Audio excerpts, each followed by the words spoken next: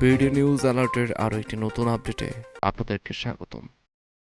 পশ্চিমবঙ্গে আওয়ামী লীগের ৩ নেতাকর্মী গ্রেপ্তার।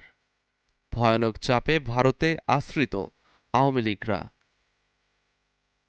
পশ্চিমবঙ্গের উত্তর ২৪ পরগনা জেলার বিভিন্ন এলাকায় অভিযান চালিয়ে ৩ বাংলাদেশি নাগরিককে গ্রেপ্তার করেছে রহরা থানা পুলিশ। গ্রেপ্তারকৃতরা হলেন মজনু গাজী, মোহাম্মদ কামাল শেখ ওরফে ইদ্রিস আলী ও মোহাম্মদ মেহেদী হাসান ওরফে মিলন।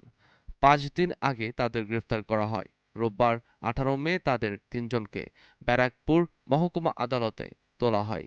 এদিকে রোববার তাদের ব্যারাকপুর মহকুমা আদালতে পাঠানোর সময় চাঞ্চল্যকর তথ্য সামনে আসে।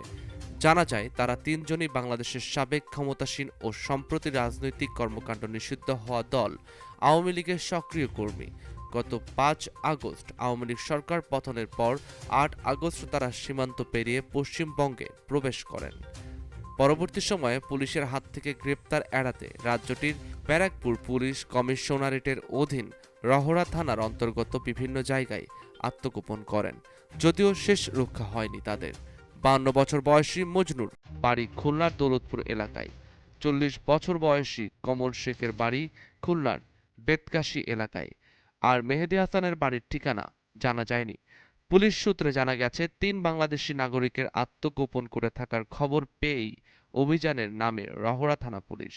গোয়েন্দাদের থেকে পাওয়া ওই ৩ বাংলাদেশির ছবিসহ ওই তথ্য উঠে আসে পুলিশের কাছে।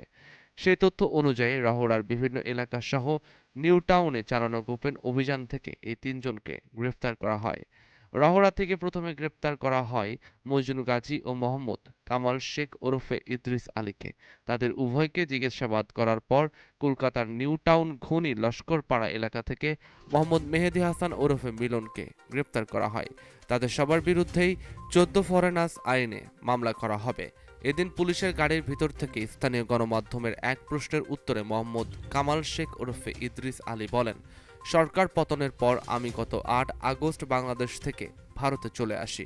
আমি সেখানে ইউনিয়ন যুবলীগের সদস্য সচিব ছিলাম। দেশে রাজনৈতিক অস্থিরতা বাড়তে থাকায় প্রাণের ভয়ে এখানে এসে বাড়ি ভাড়া নিয়ে থাকা শুরু করি। দেশ রূপান্তরের প্রধান শিরোনাম, ভয়ানক চাপে ভারতে আশ্রিত আওয়ামী লীগরা।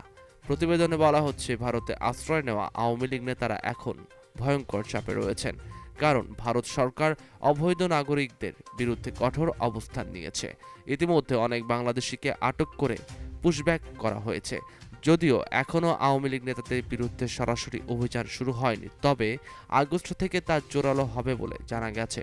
ভারতের বিভিন্ন রাজ্যে থাকা আওয়ামী লীগের প্রায় ১.৫ লাখ নেতাকর্মী ও তাদের পরিবার এখন নিরাপত্তাহীনতায় ভুগছেন। অনেকে দেশ ছাড়ার চেষ্টা করছেন, কেউ কেউ ইতিমধ্যেই আমেরিকা বা ইউরোপে পাড়ি জমিয়েছেন।